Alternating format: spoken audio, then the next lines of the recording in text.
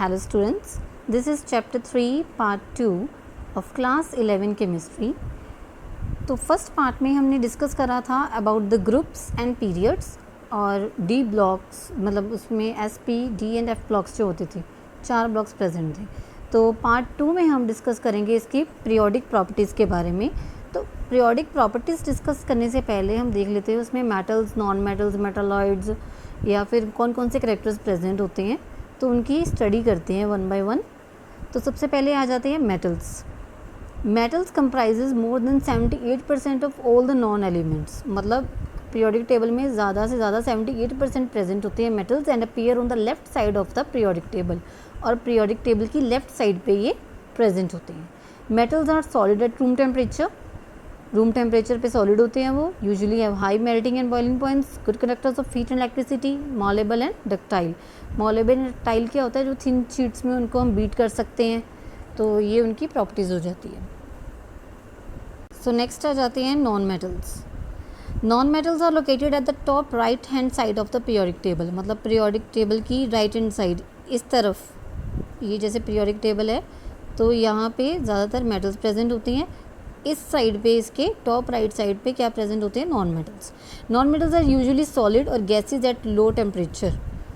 मतलब ये कम टेम्परेचर पे सॉलिड या गैसियस फॉर्म में एग्जिस्ट करते हैं with low melting and boiling points. Poor conductors of heat and electricity. Non metallic character increases as one goes from left to right across the periodic table. मतलब periodic table अगर हम left to right ऐसे जाते हैं तो जो non metallic character है वो इंक्रीज़ करते हैं, तभी जाके जैसे यहाँ से कम होएगा यहाँ पे ज़्यादा होएगा. तो इसी वजह से यहाँ पे नॉन मेटल ज़्यादा पाए जाते हैं टॉप राइट साइड में. देन उसके बाद most non metallic solids are brittle, जल्दी टूट जाते हैं, एंड आर नाइदर मालेबल और नॉट डक्टाइल. ब्रिटल होते हैं, जल्दी टूट जाते हैं, इस वजह से ना तो वो मॉलेबल होते हैं, ना ही वो डक्टाइल होते हैं, ना ही उनको थिन शीट्स में ब्रेक कर सकती हैं. नेक्स्ट आगे मेटालॉइड्स. मेटालॉइड्स मतलब जिसमें मेटल्स और नॉन मेटल्स दोनों के करेक्टर्स हो. The elements like silicon, germanium, arsenic, antimony, tellurium show the characteristic of both metals and non metals. मतलब ये जो एलिमेंट्स हैं मेनली ये शो करते हैं दोनों के करेक्टर्स, और इन एलिमेंट्स को हम सेमी मेटल्स भी बोल देते हैं. नेक्स्ट आ जाते हैं noble gases. Very important part. Noble gases कौन से होते हैं, बिल्कुल लास्ट वाला जो ग्रुप होता है पीरियोडिक टेबल का, उसको हम क्या बोलते थे, 18th ग्रुप एलिमेंट्स. और each period ends with noble gas element. हर एक पीरियड जैसे यहाँ से शुरू हो रहा है तो एंड कहाँ पे होएगा, नोबल गैस पे. यहाँ पे भी एंड कहाँ पे होएगा, नोबल गैस पे. तो each period end with the noble gas element. All the members are of gaseous nature. सारे मेंबर्स इसके गैसियस नेचर के होते हैं, गैसेस की फॉर्म में प्रेजेंट होते हैं. And because of the presence of all the occupied field orbitals. सारे ऑर्बिटल्स इनके फील्ड होते हैं क्योंकि इनकी जो इलेक्ट्रॉनिक कॉन्फ़िगरेशन है वो कितनी होती है, NS2 NP6. मतलब S के भी सारे फील्ड होते हैं और P के भी सारे फील्ड होते हैं. S में 1 ब्लॉक होता है तो उसमें 2 इलेक्ट्रॉन होने चाहिए, P के 3 होते हैं तो उसमें 6 होने चाहिए, तो ये भी फील्ड होते हैं. इसकी वजह से सारे इसके जो ऑर्बिटल्स हैं वो ऑक्यूपाइड होते हैं. So they have very little tendency to take part in the chemical combination. अब कोई ऑर्बिटल खाली ही नहीं पड़ा हुआ इसमें तो वो रिएक्ट किसके साथ करेगा, इसलिए वो केमिकल कॉम्बिनेशन में उनकी टेंडेंसी जो है पार्ट लेने की वो कम हो जाती है, बहुत कम रह जाती है. They are also called inert gases. Inert का मतलब जो किसी से रिएक्ट नहीं करती, तो इसलिए इसको इनर्ट गैसेज भी बोलते हैं. तो अब देखते हैं हम पीरियोडिक टेबल में कि कैसे ये प्रेजेंट होते हैं, कौन सी फॉर्म में ये स्ट्रक्चर बना होता है सारा पीरियोडिक टेबल में. स्टूडेंट्स, ये स्ट्रक्चर बना हुआ है पीरियोडिक टेबल में, ऐसे कलरफुल शो करे हुए हैं. जो रेड वाले हैं these are called the metals, इनको हम मेटल्स बोलते हैं.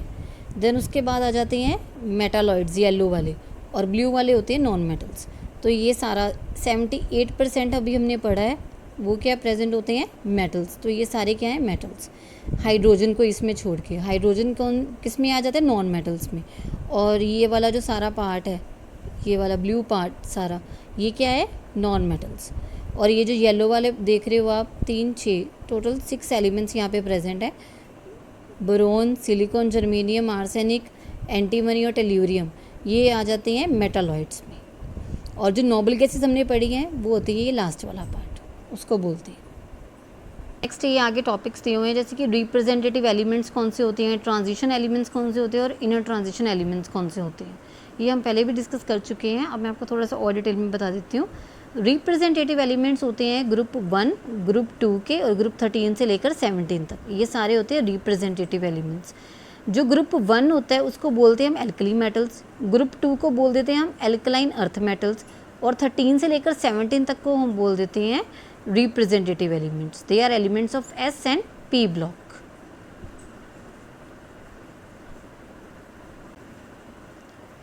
ये देखिए, जैसे कि ये है ग्रुप 1, दिस इज ग्रुप 2। अभी हमने पढ़ा ग्रुप 1 को क्या बोल देते हैं, एल्कली मेटल्स, ग्रुप 2 को बोल देते हैं एल्कलाइन अर्थ मेटल्स। तो ये ग्रुप 1 एलिमेंट्स हैं, ये ग्रुप 2 एलिमेंट्स हैं। देन उसके बाद ग्रुप 13 से लेकर ग्रुप 17 तक ये सारे क्या थे, representative elements, boron family, carbon family, nitrogen family, oxygen and fluorine. तो ये सारे फैमिलीज जो हैं वो किस में आ जाती है, रिप्रेजेंटेटिव एलिमेंट्स में। देन उसके बाद यहाँ पे और भी डिस्कस करे हुए हैं, जैसे ये जो वाइट वाले हैं वो कौन से होते हैं, नॉन मेटल्स, ये मैंने अभी बताया आपको। देन उसके बाद आ गया, ये भी इसमें हाइड्रोजन भी आ जाता है, तो ये सारे नॉन मेटल्स में आ जाते हैं। देन आगे alkali metals, alkali metals first group हो गया सारा, अभी बताया। एल्कलाइन मेटल्स कौन से होते हैं, ये सेकेंड ग्रुप वाले मेटल्स, ये सारे कौन से होते हैं, एल्कलाइन अर्थ मेटल्स। देन उसके बाद नेक्स्ट जो टॉपिक था वो कौन सा था, ट्रांजिशन मेटल्स का। तो ट्रांजिशन मेटल्स कौन से होते हैं, ये पिंक कलर वाले जितने भी हैं सारे, ये कौन से आ जाते हैं, transition metals. Then rare earth metals, rare earth metals मतलब ये वाले ग्रीन कलर में ये जो है ऐसे प्रेजेंट है, लेंथेनॉइड्स और एक्टिनॉइड्स। वैसे तो इनका जो पहला ग्रुप है लेंथेनॉइड और एक्टिनॉइड्स का, वो यहाँ पे प्रेजेंट होता है ये वाली साइड पे, लेकिन इनका जो पूरा का पूरा ये स्टार इसलिए लगे हुए हैं क्योंकि इनमें ये वाली सारी सीरीज़ आ जाती हैं, तो इनको हम बोल देते हैं इनर ट्रांजिशन मेटल्स। जो हमारे नेक्स्ट दो टॉपिक है, एक था ट्रांजिशन मेटल, ट्रांजिशन मेटल मतलब ये सारा पिंक वाला पार्ट आ गया उसमें, और जो आता है नेक्स्ट ये वाला रेयर अर्थ मेटल्स, इनको इनर ट्रांजिशन मेटल्स भी बोलते हैं, क्योंकि ट्रांजिशन के बीच में, जैसे ये दोनों क्या है, ट्रांजिशन है, तो इन ट्रांजिशन के बीच में ये इनर मेटल्स हैं, तो इनको बोलते हैं इनर ट्रांजिशन मेटल्स। ये पूरा ग्रुप आता है इनमें, लेंथेनॉइड्स को और एक्टिनॉइड्स, ये वाली सीरीज़ होती है इनके बीच में। देन उसके बाद आ जाती है नोबल गैसेज, तो ये last part helium, neon, argon, krypton, xenon, radon, तो ये सारे क्या आ जाते हैं इसमें, नोबल गैसेज। येलो वाले कौन से हो गए, मेटालॉइड्स, रेड वाले सारे क्या होते हैं, हैलोजेंस, और बाकी जो रह गए हैं ग्रेइश में, ये आ जाते हैं सारे अदर मेटल्स में। तो यही हमारा नेक्स्ट टॉपिक था, transition elements. The transition elements include all the D block elements. अभी ऊपर हमने करा है कि जो 1, 2 और 3 to 17 होते हैं वो सारे एस और पी ब्लॉक एलिमेंट्स होते हैं। ट्रांजिशन एलिमेंट्स में सारे डी ब्लॉक एलिमेंट्स आ जाते हैं, क्योंकि इसमें जो लास्ट इलेक्ट्रॉन होता है वो डी ऑर्बिटल में एंटर करता है, इस वजह से इसको हम डी ब्लॉक एलिमेंट्स बोलते हैं। And they are present in the centre of the periodic table, बिल्कुल सेंटर में प्रेजेंट है ना यहाँ पे, तो इसलिए सेंटर में होता है। बिटवीन एस एंड पी, यहाँ पे एस है, यहाँ पे पी है, तो इसके बीच में डी वाले प्रेजेंट होते हैं। नेक्स्ट आगे इनर ट्रांजिशन एलिमेंट्स, अभी डिस्कस करें लेंथेनॉइड्स और एक्टिनॉइड्स जो होते हैं। तो lanthanoids the 14th element after lanthanum, and actinides, the 14 elements after actinium are called inner transition elements या rare earth metals भी बोलते हैं इनको। they are also called F block elements, तो S, P, D और F, तो ये सारे क्या इसमें आ जाते हैं, S, P, D and F block elements include करके ये सारे एलिमेंट्स बनते हैं। The elements after uranium, uranium सबसे लास्ट वाला होता है, 92 होता है इसका नंबर, और also called the trans uranic elements, जो उसके बाद आते हैं यूरेनियम के बाद, उनको बोलती है trans uranic elements. Periodic trends in properties of elements. Periodic properties हमने पढ़ी थी अलग अलग, जैसे कि पहली दी हुई है इसमें एटॉमिक रेडियाई। एटॉमिक रेडियाई क्या होता है, अब जैसे ये न्यूक्लियस है, न्यूक्लियस के बाहर ऐसे शेल्स बने हुए हैं, तो न्यूक्लियस इसका जो डिस्टेंस होता है उसको हम क्या बोलेंगे, अगर इसको कंप्लीट कर दें तो ये स्फीयर बन जाता है। अब सेंटर में से इसका जो डिस्टेंस, इसको रेडियस बोलते हैं, तो ये एटम का, इसलिए इसको क्या बोल देते हैं, atomic radii. It is defined as the distance from the center of the nucleus to the outermost shell containing the electrons। मतलब न्यूक्लियस के सेंटर में से जो डिस्टेंस होता है to the outer most shell, जहाँ जितनी भी लास्ट शेल होती है वहाँ तक, उसको जिसमें इलेक्ट्रॉन्स प्रेजेंट है, उसको हम क्या बोल देते हैं, atomic radii. Depending upon whether an element is a non metal और metal, 3 different types of atomic radii are used. मतलब मेटल है या नॉन मेटल है, उसके बेसिस पे डिफरेंट टाइप्स के जो एटॉमिक रेडियाई वो यूज होती हैं, जैसे कि कोवलेंट रेडियस भी होता है, आयनिक रेडियस होता है, वॉन डेर वाल्स रेडियस होता है और मेटेलिक रेडियस होता है। कोवलेंट रेडियस सबसे पहले आ गया. It is equal to half of the distance between the centers of the nuclei of the two atoms held together by a purely covalent single bond. जैसे कि कोई भी दो प्रेजेंट है, जैसे H2 के एग्जाम्पल ले लें हम HH, तो इसमें क्या होता है, इन दोनों के सेंटर में से जितना भी डिस्टेंस होता है उसको हाफ के साथ मल्टीप्लाई कर देंगे तो हम covalent radius easily find out कर सकते हैं. नेक्स्ट आ गया ionic radius. It may be defined as effective distance from the nucleus of an ion up to which it has an influence in the ionic bond. मतलब जहाँ तक उसके आगे आयनिक बॉन्ड बन रहा है वहाँ तक जो डिस्टेंस होएगा उसको हम क्या बोलेंगे, आयनिक रेडियस. कोवलेंट बॉन्ड मतलब म्यूचुअल शेयरिंग ऑफ इलेक्ट्रॉन से बनता है जो, ये सिंगल बॉन्ड हो गया. आयनिक रेडियस मतलब आयंस, जैसे H के ऊपर पॉजिटिव +1 होता है, उस पर भी +1 होता है, तो उनके बीच में जो बॉन्ड बनेगा वो आयनिक रेडियस का बॉन्ड होएगा. नेक्स्ट आ गया van der Waals radius. Van der Waals radius कौन सा होता है, atom of the noble gases are held together by weak van der Waals forces of attraction. तो जितनी भी हमने फोर्सेज पढ़ी हैं उसमें से सबसे वीक कौन सी होती है, वॉन डर वाल्स फोर्सेज होती है. तो जो नोबल गैसेज के एटम्स होते हैं वो उनमें वीक फोर्सेज प्रेजेंट होती हैं. The van der Waals radius is half of the distance between the centre of the nuclei of atoms of the noble gases. ठीक है, तो इसमें भी क्या होता है, हाफ के साथ मल्टीप्लाई करके आप वैल्यू फाइंड आउट कर सकते हो नोबल गैसेज के लेके वैल्यू साथ में उसके. Then is the metallic radius. आपको जस्ट इनकी डिफाइंस करनी है, नथिंग मोर इम्पॉर्टेंट दैट, मतलब टाइप्स पता होनी चाहिए कैसी होती है. So it is defined as the half of the internuclear distance between the two adjacent metal ions in the metallic lattice. मतलब एक मेटल की लैटिस है, ये दूसरे मेटल की है, तो उन दोनों के बीच में कितना डिफरेंस है, कितना डिस्टेंस आ रहा है, तो वो दो मेटल्स के बीच में हम रेडियस ऐसे फाइंड कर सकते हैं. अब हमें क्या करना होता है, ट्रेंड्स का मतलब क्या होता है कि हमने दो चीज़ें पढ़ी हैं, एक इस तरह से पढ़ते हैं, एक इस तरह से पढ़ते हैं. तो इसमें हम दो बार करेंगे. एक बार हम पीरियड में देखेंगे वेरिएशन कैसे आती है, एक बार हम देखेंगे ग्रुप में वेरिएशन कैसे आती है. तो पीरियड होती है हमेशा अलॉन्ग द पीरियड होता है, और जो ग्रुप होता है वो हमेशा डाउन द ग्रुप होता है, मतलब अप द ग्रुप या डाउन द ग्रुप कुछ ऐसे लेते हैं हम. तो पीरियड अलॉन्ग लेते हैं. तो अलॉन्ग कैसे जाता है ये, जैसे कि lithium, beryllium, boron, carbon, nitrogen, oxygen, fluorine. अब लिथियम जो है वो ऐसे फर्स्ट एस ब्लॉक में आ जाते हैं, है ना, तो ये 13 to 17 है, तो ये सारा इकट्ठा लेते हैं हम. अब इसमें क्या बताया हुआ है कि एटॉमिक रेडियस एक प्रॉपर्टी है, इसकी वेरिएशन हमने देखनी है इन अ पीरियड. तो पीरियड ऐसे जा रहे हैं, ऐसे देखेंगे हम.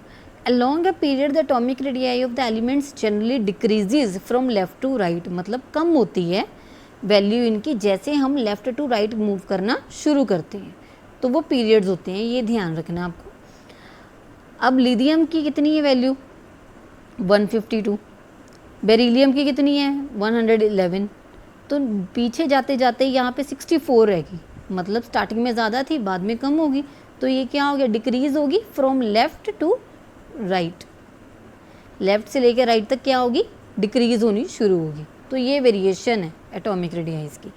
अगर आपको वैसे पूछें कि एटॉमिक रेडियस लिथियम का ज़्यादा होता है या फ्लोरीन का ज़्यादा होता है, तो आप क्या लिखोगे, लिथियम का ज़्यादा होता है अलॉन्ग द पीरियड, और फ्लोरीन का क्या होता है, कम होता है. तो इस तरह से बाकियों की भी आप कर सकते हो. थर्ड पीरियड के अलॉन्ग देखोगे, फिर उसके नीचे वाली लाइन देख सकते हो आप. जैसे मैंने लिथियम और फ्लोरीन का केस लिया, यहाँ पे सोडियम और क्लोरीन का भी ले सकते हो आप. सोडियम का ज़्यादा होता है 186, क्लोरीन का 99 दिया हुआ है.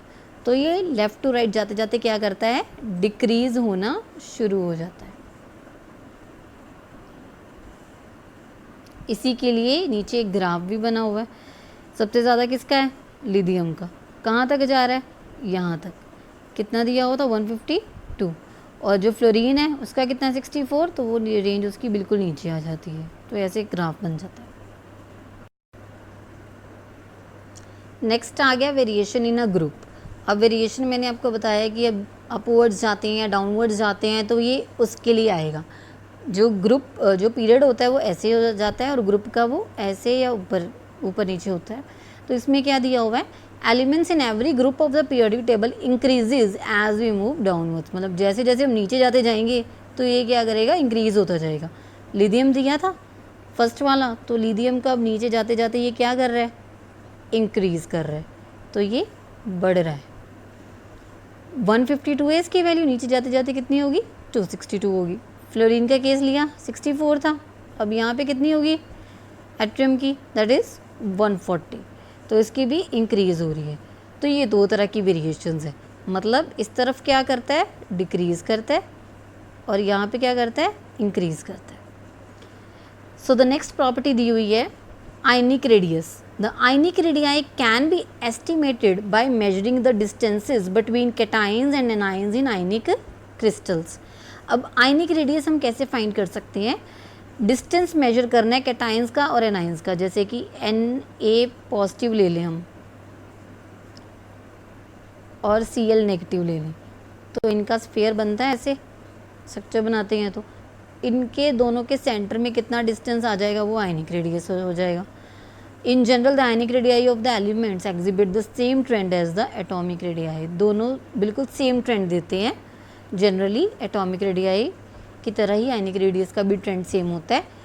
अलॉन्ग द पीरियड क्या करता है, वो डिक्रीज करता है, और डाउन द ग्रुप क्या करता है, वो इंक्रीज करता है।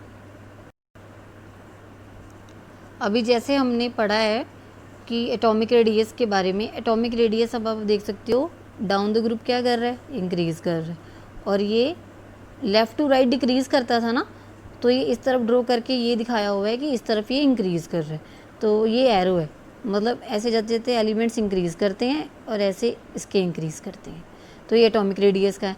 इसी तरह से और भी प्रॉपर्टीज़ होती हैं, जैसे कि एटॉमिक रेडियस होगी वन प्रॉपर्टी, फर्स्ट प्रॉपर्टी इसकी, सेकंड इसकी, जैसे आयनिक के लिए तो वो भी सेम होता है ट्रेंड उसके लिए भी।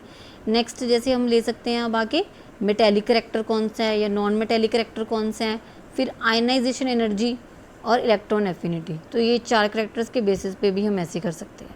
अब मेटेलिक करैक्टर और नॉन मेटेलिक करैक्टर भी मैं आपको एक्सप्लेन कर सकती हूँ। जैसे मेटेलिक करैक्टर क्या था, इस तरफ ज़्यादा है ना, ये सारा वाइट वाइट बना हुआ है, तो ये क्या था, मेटल्स शो कर रहे थे, तो इस तरफ क्या कर रहा है, ये इंक्रीज़ कर रहा है, और नॉन मेटल्स उधर जाते जाते इंक्रीज़ करते थे, तो ये उधर को करा हुआ शो, ऐसे। अब इसमें हम नेक्स्ट ये वाली प्रॉपर्टीज़ डिस्कस करेंगे, आयनाइजेशन एनर्जी क्या होती है, या इंथैल्पी भी बोल देते हैं, इंथैल्पी एनर्जी दोनों सेम होती है। नेक्स्ट आ गया कैटाइन। अब जो आयनिक रेडियाई हम कर रहे थे, आयनिक रेडियाई में हमने दो चीज़ें पढ़ी हैं, Na पॉजिटिव और Cl नेगेटिव, तो Na पॉजिटिव उसमें क्या आ गया, कैटाइन, और एनाइन कौन सा आएगा, Cl नेगेटिव, तो Na पॉजिटिव और इसमें आ जाएगा Cl नेगेटिव। इसकी डिफाइन से समझ लो, ये कैटाइन्स होते हैं removal of N electron from an atom results in the formation of a cation.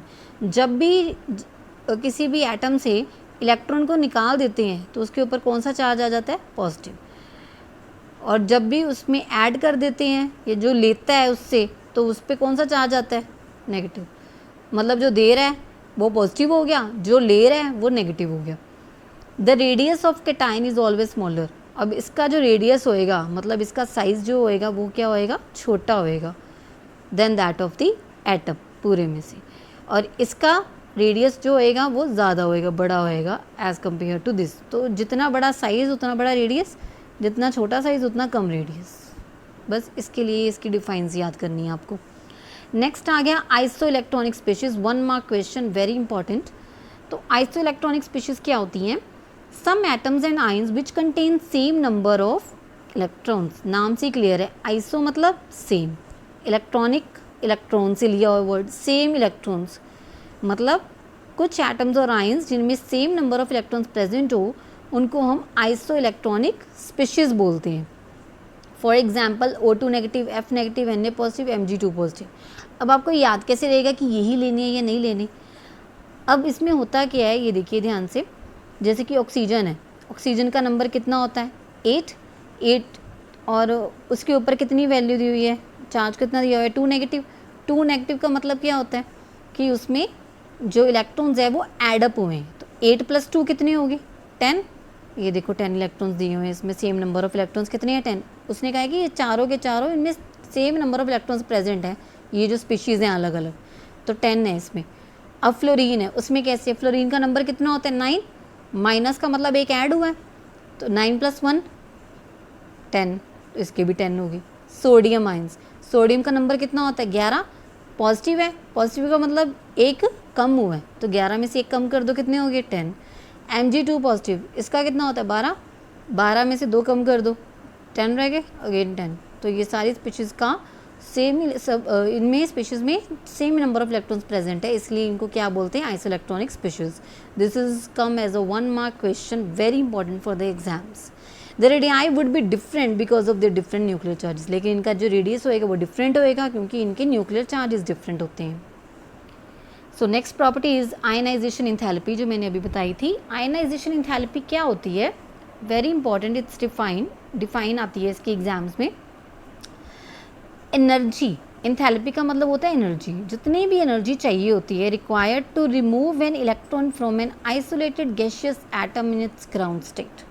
मतलब जैसे कि ये है न्यूक्लियस, इसके अराउंड ऐसे शेल्स बने हुए हैं, तो यहाँ पे इलेक्ट्रॉन्स प्रेजेंट है ना, तो जब भी हम यहाँ पे जैसे सपोज करो अंदर 2 है, बाहर 3 प्रेजेंट है, तो हमने ये पूरा का पूरा एक एटम है, एटम में से हमने 5 है टोटल इलेक्ट्रॉन्स, तो एक जो है वो रिमूव करवा दिया. अब एक रिमूव करवा दिया तो जितनी एनर्जी इसको रिमूव करवाने में लगी, energy required to remove an electron from an isolated gaseous atom, और उसको एक ग्राउंड स्टेट में ले आए उसकी, तो उसको क्या बोल देते हैं, आयनाइजेशन एनर्जी या आयनाइजेशन इंथैल्पी. मेटल है, मेटल में हमने आयनाइजेशन एनर्जी लगाई, तो जो मेटल ने दे दिया तो वो पॉजिटिव हो गया, और इलेक्ट्रॉन निकल गया तो ई नेगेटिव वो बाहर आ गया. तो ये उसकी जनरल रिएक्शन है. यूनिट्स क्या होती हैं इसकी, किलोजूल एनर्जी लग रही है तो किलोजूल पर मोल के हिसाब से. Unit of ionization potential is electron volt per atom, ये अलग से उसकी वैल्यू आयनाइजेशन पोटेंशियल की कितनी होती है, इलेक्ट्रॉन वोल्ट पर एटम.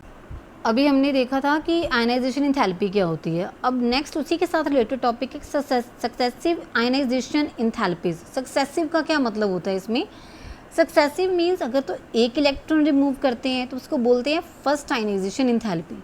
अगर सेकंड करें रिमूव, अब उसमें तो बाहर वाली शेल में 3 इलेक्ट्रॉन्स प्रेजेंट थे ना, तो एक रिमूव करा फर्स्ट आयनाइजेशन इंथैल्पी, सेकंड करा सेकंड आयनाइजेशन इंथैल्पी, थर्ड करा थर्ड आयनाइजेशन इंथैल्पी. तो ये क्या होगी उसकी successive ionization enthalpies. So if a gaseous atom is to lose more than 1 electron, एक से ज़्यादा इलेक्ट्रॉन उसने लूज करने हो, they can be removed one after the other, एक के बाद एक हम उसको रिमूव कर सकते हैं. That is in succession and not simultaneously. Succession में करेंगे, एक एक करके करेंगे, ये नहीं कि एक ही साथ इकट्ठे कर लेंगे सारे. तो इसको जब हम सक्सेशन में करते हैं तो उसको बोलते हैं सक्सेसिव आयनाइजेशन इंथैल्पी और पोटेंशियल. तो इसको डिनोट कैसे करते हैं, पहले तो आयनाइजेशन इंथैल्पी को डिनोट हम करते हैं डेल्टा एच से. Delta H is for the heat energy. Heat energy लगती है किसी भी बॉन्ड को तोड़ना है तो उसके लिए हीट एनर्जी चाहिए, तो डेल्टा एच से डिनोट करते हैं. आयनाइजेशन है तो यहाँ पे स्मॉल आई डाल देंगे हम. अब वो पहली है अगर तो 1, अगर सेकेंड आयनाइजेशन इंथैल्पी है तो यहाँ पे 2, अगर तीसरी है तो यहाँ पे 3, ऐसे लिखते हैं बस उसको, ये यहाँ पे ऐसे ही मेंशन करा हुआ है. देन उसके बाद एक एग्जांपल दे दिया उन्होंने, जैसे एल्यूमिनियम है, एल्यूमिनियम में से जैसे कि यहाँ पे बताया हुआ है, ध्यान से देखना आप, ये एल्यूमिनियम में बताया हुआ है कि अगर पहले एक इलेक्ट्रॉन निकले तो उसकी उसमें इतनी एनर्जी लगी. ऐसे ही अगर हम सेकंड की निकालते हैं तो एल्यूमिनियम पॉजिटिव है, ये 2 पॉजिटिव निकला, अगर एक पॉजिटिव निकलता है तो एक इलेक्ट्रॉन, 2 पॉजिटिव निकलता है तो फिर 2 इलेक्ट्रॉन, 3 पॉजिटिव तो 3 इलेक्ट्रॉन्स, ऐसे निकलती हैं. तो जो ये जो फर्स्ट के बाद सेकंड आ गई, थर्ड आ गई, तो ऐसे ही हम किसी भी एलिमेंट की निकाल सकते हैं इजीली आयनाइजेशन इंथैल्पी. अब जब एल्यूमिनियम के ऐसे निकाल लेंगे हम तीनों आयनाइजेशन इंथैल्पीज, तो यहाँ पे क्या होएगा, तीनों की हमने उनको इकट्ठा करके बताया, तो सबसे ज़्यादा किसकी है, थर्ड वाले की, तो उसको आगे रख दिया, देन सेकंड की, देन फर्स्ट की. तो ये इनका ऑर्डर आ गया, इंक्रीजिंग ऑर्डर. अब अगेन हर एक जो प्रॉपर्टी होती है उसका ट्रेंड देखना होता है. ट्रेंड देखेंगे हम along the period down the group, ऐसे ही देखते हैं ना हम. तो फर्स्ट उसको देखेंगे variation of ionization enthalpy along a period. तो अलॉन्ग अ पीरियड क्या होता है, enthalpies are expected to increase in moving across from left to the right. मतलब लेफ्ट टू राइट जाते जाते वो क्या करती है, इंक्रीज़ करती है, बिकॉज जो न्यूक्लियर चार्ज होता है वो इंक्रीज़ करता है, जिसकी वजह से एटॉमिक साइज़ जो है वो कम होता रहता है. एटॉमिक साइज़ डिक्रीज़ होता है, ये आपको पॉइंट्स याद रखनी है, बहुत इंपॉर्टेंट है. एटॉमिक साइज़ जितना कम होएगा न्यूक्लियर चार्ज उतना ज़्यादा बढ़ेगा. क्योंकि ये देखो जैसे कि ये है, अब जितने यहाँ पे ऑर्बिटल्स आते जाएंगे, शेल्स आते जाएंगे, तो साइज़ इसका उतना ही कंजस्टेड ऐसे सॉलिड बनता जाएगा, इसमें कितने ही प्रेजेंट होंगे। तो ये सॉलिड पार्ट हो गया ना, तो न्यूक्लियर चार्ज क्या हो गया, इसमें बढ़ गया, न्यूक्लियस का इफेक्ट बढ़ गया लास्ट ऑर्बिटल तक, इतनी दूर तो है ही नहीं, है ना। अगर इनमें इलेक्ट्रॉन्स प्रेजेंट है तो ये इकट्ठा बना के एक सॉलिड बना लेंगे, तो न्यूक्लियर चार्ज वो इंक्रीज कर जाएगा, एटॉमिक साइज क्या हो गया फिर उसका, कम हो गया। कहाँ यहाँ तक आना था, कहाँ यहाँ पे रह गया सिर्फ, तो थोड़ा रह गया। तो इसकी वजह से जो आयनाइजेशन इंथैल्पी है वो भी क्या करती है, लेफ़्ट टू राइट जाते जाते इंक्रीज होती रहती है, मतलब हीट एनर्जी उतनी ज़्यादा लगती रहती है इलेक्ट्रॉन्स को बाहर निकालने में। ग्रुप में देखते हैं हम आयनाइजेशन इंथैल्पी। अब ग्रुप में क्या होता है, it decreases on moving from top to bottom, मतलब ऊपर से नीचे आते आते ये क्या करती है, डिक्रीज होनी शुरू हो जाती है। तो decrease in ionization enthalpy down any group is because of the following factors. उसमें क्या था, एटॉमिक साइज और न्यूक्लियर चार्ज।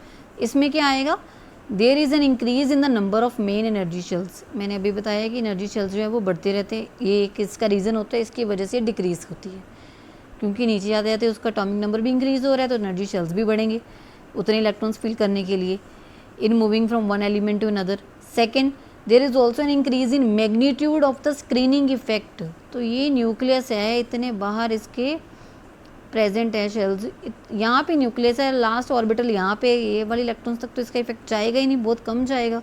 तो स्क्रीनिंग इफेक्ट जो है यहाँ तक क्या होएगा, इंक्रीज हो जाएगा, वैल्यू बढ़ जाएगी उसकी, due to the gradual increase in the number of inner electrons, क्योंकि इलेक्ट्रॉन्स फिल्ड हो जा रहे हैं तो स्क्रीनिंग इफेक्ट की वैल्यू भी इंक्रीज होती जाएगी। तो ये आगे उसका वही ग्राफ बताया हुआ है।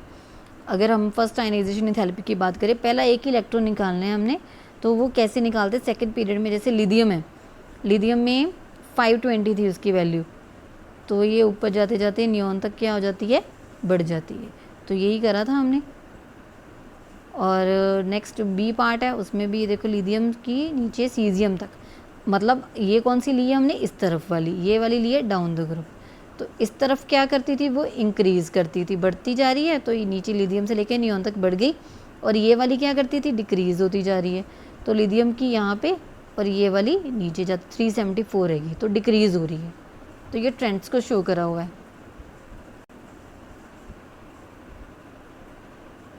तो स्टूडेंट्स, इसकी 2-3 प्रॉपर्टीज़ आज हमने डिस्कस करी है। नेक्स्ट वीडियो में मैं आपको इसकी बाकी की जो प्रॉपर्टीज़ रह गई हैं 4-5 और, वो हम डिस्कस करेंगे। Thank you. Thank you. For more videos, subscribe to the channel Science Veda.